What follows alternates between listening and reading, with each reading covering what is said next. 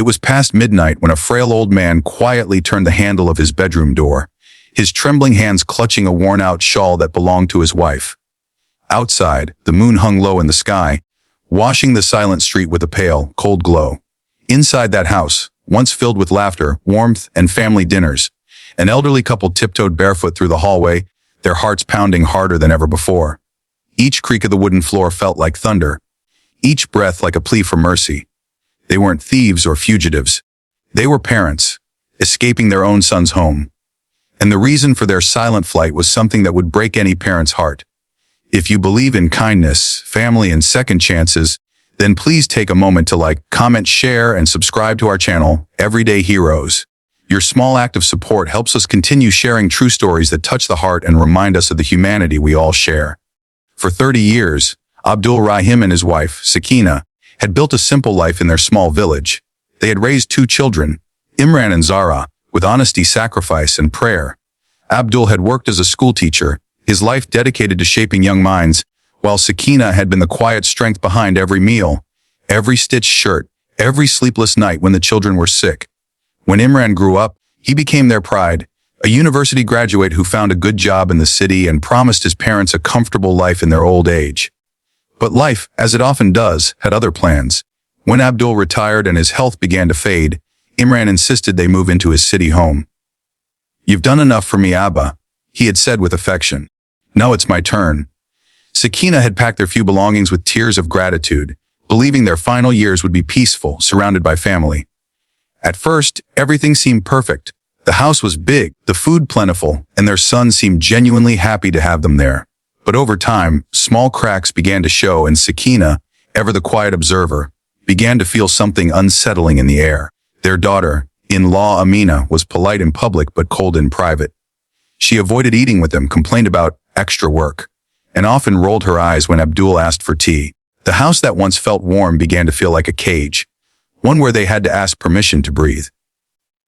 Abdul tried to ignore it, brushing off Sakeena's tears with, "She's just young. Give her time."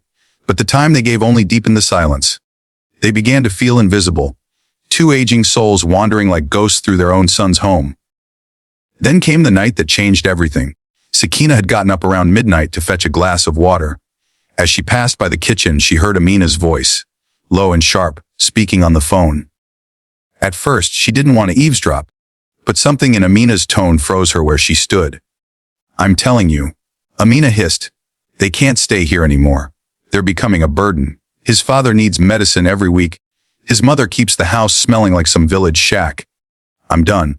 I don't care what Imran says. I'll convince him to send them to that old age home by next month." Sakeena's heart stopped. The glass slipped from her trembling hand, shattering on the floor. Amina gasped and turned, but Sakeena had already rushed back to her room.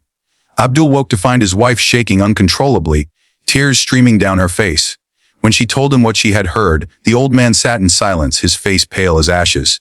He didn't speak for a long time, and when he finally did, his voice broke like dry twigs.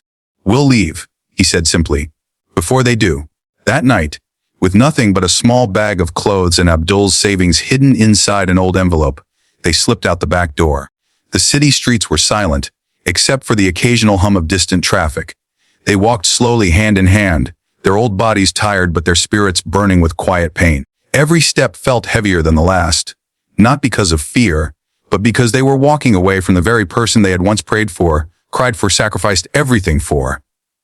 They reached the bus terminal at dawn, the air thick with the smell of diesel and dust. Abdul bought 2 tickets for the first bus heading out of the city, not even caring where it went.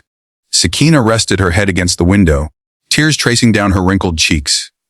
"Where will we go now?" she whispered. Abdul smiled faintly, his eyes glistening. "Anywhere that peace still exists, my dear. Anywhere we can still be free." Days turned into weeks as they wandered from one small town to another. They found temporary shelter in a mosque for travelers, then later in a small cottage offered by a kind fruit seller named Betrayal, who found them sitting outside his shop one evening. When he learned they had nowhere to go, he gave them food and a place to sleep behind his orchard. Abdul, though weak, began helping Betrayal with bookkeeping, while Sakeena tended to the small vegetable patch behind the cottage. For the first time in years, they laughed again. The scent of fresh earth and the chirping of birds replaced the bitter silence of their son's home. Meanwhile, back in the city, Imran noticed their absence only after a day. At first, he assumed they had gone to visit friends, but when he found their clothes missing, he panicked.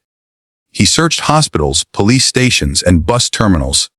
Haunted by guilt as Amina's lies began to crumble, one night he found the note his father had left behind, tucked inside an empty drawer. It said only, "We didn't want to burden you. May Allah bless your home with peace." That simple line shattered him completely.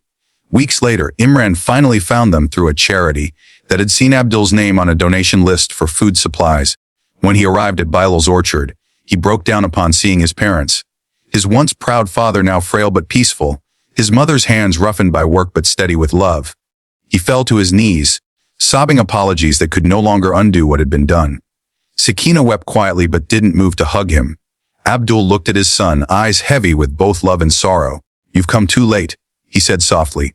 "We forgave you long ago. But trust, my son, trust doesn't return once broken." Imran begged them to return home, promising change, promising Amina's repentance. But Abdul shook his head. "This place may be small, but it holds more peace than all your comfort ever could." And so they stayed, time passed, seasons changed, and though their lives were simple, they found beauty in the smallest of things. A sunrise over the orchard, a shared bowl of lentils, the laughter of Bilal's children calling them Dada and Nani. In their twilight years, Abdul and Sakeena had finally found what they were searching for. Not luxury, not security, but dignity. They proved that sometimes walking away is not weakness. It's an act of silent strength. If this story touched your heart, please like, share, and subscribe to Everyday Heroes to help us spread stories that remind the world that kindness, respect, and love are the true riches of life. Special request, comment below what you would have done if you were in Abdul and Sakeena's place, and what home truly means to you.